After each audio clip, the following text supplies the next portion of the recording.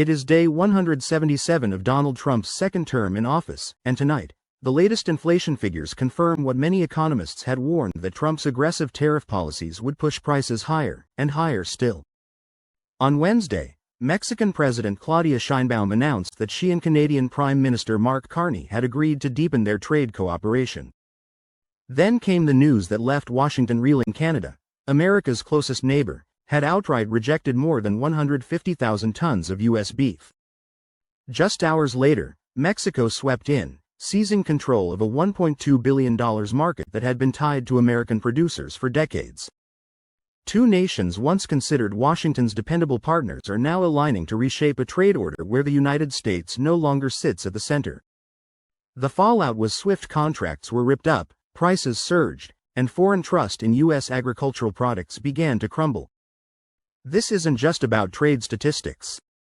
It's about meals on the table, jobs in small towns, and the livelihoods of millions of Americans.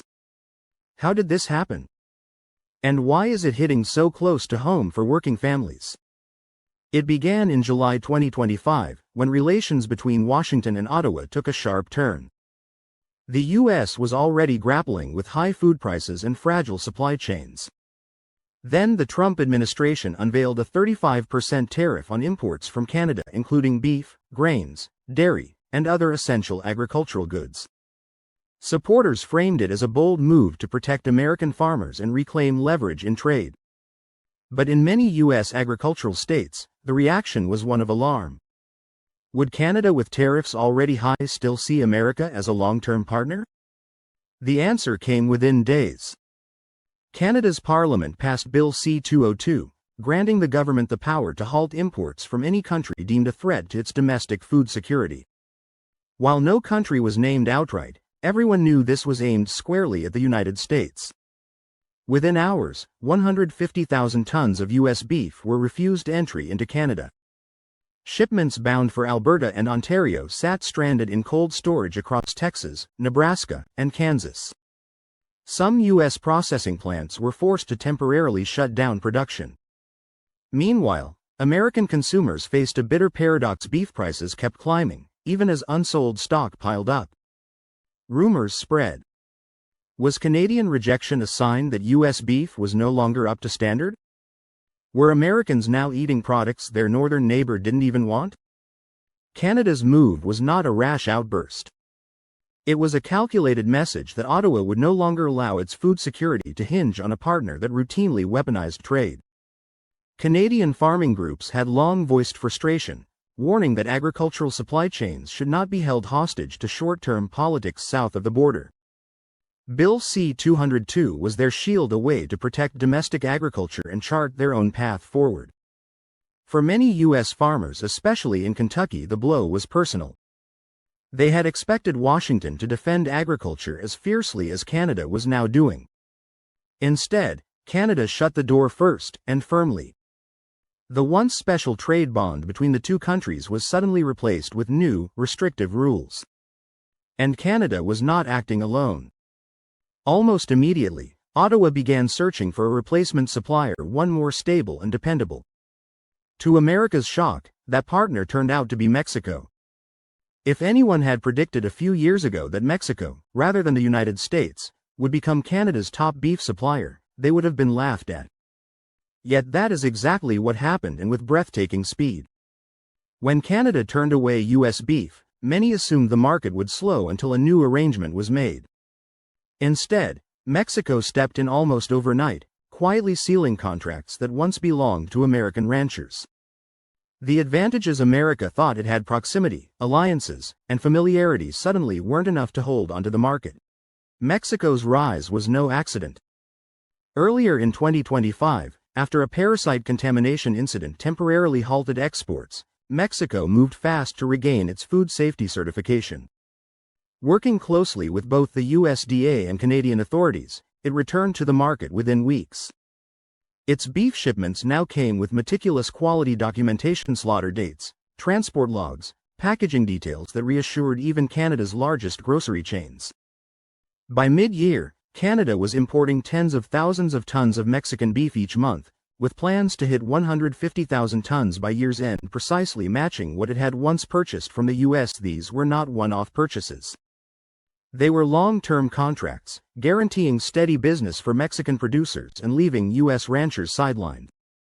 The ripple effects across rural America were devastating. Truckloads of cattle now had nowhere to go. Feed costs and veterinary bills mounted, while storage fees for unsold beef soared. Processing plants cut hours, workers lost income, and truckers were left without loads to haul. Even with a surplus at home, supermarket prices for beef kept climbing. Ground beef hit more than $6 per pound, the highest since the early 1950s, and steaks topped $11 a pound. For a working-class family earning $2,500 a month, steak became a luxury. For many, it wasn't just about price, it was about trust.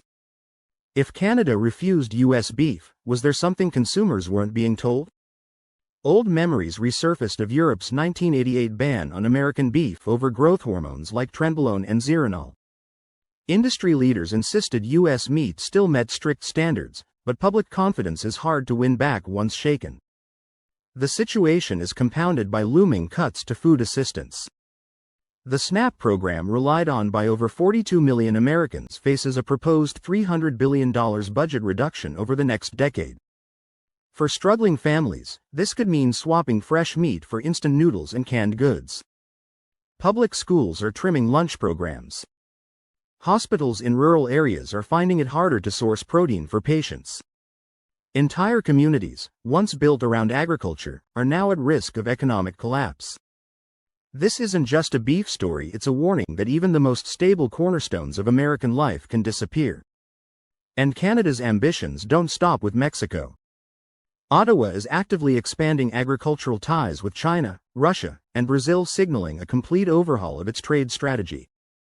Its 2025-2026 Beef Industry Development Plan outlines a push into Asia, the Middle East, and South America.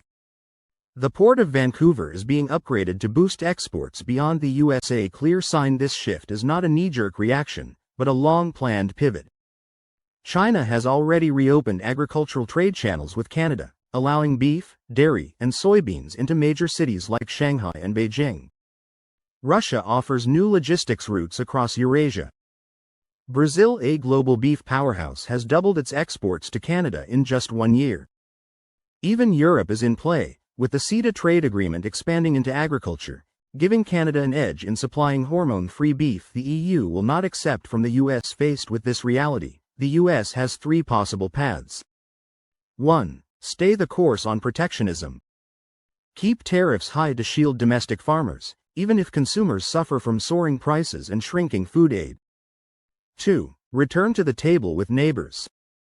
Rebuild trust with Canada and Mexico, or forge new Latin American partnerships, restoring the North American trade stability of previous decades.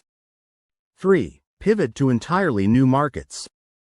Focus on emerging regions like Southeast Asia, investing in quality and logistics to win over countries less entangled in political disputes. Each option carries risks and time is running out. Because in global trade, markets don't wait. Canada's choice to align with Mexico is more than a contract shift, it's a signal that trust has moved, and the old order is being rewritten. So the question remains, should America double down to protect its own industries, or adapt and open new doors before more markets slip away?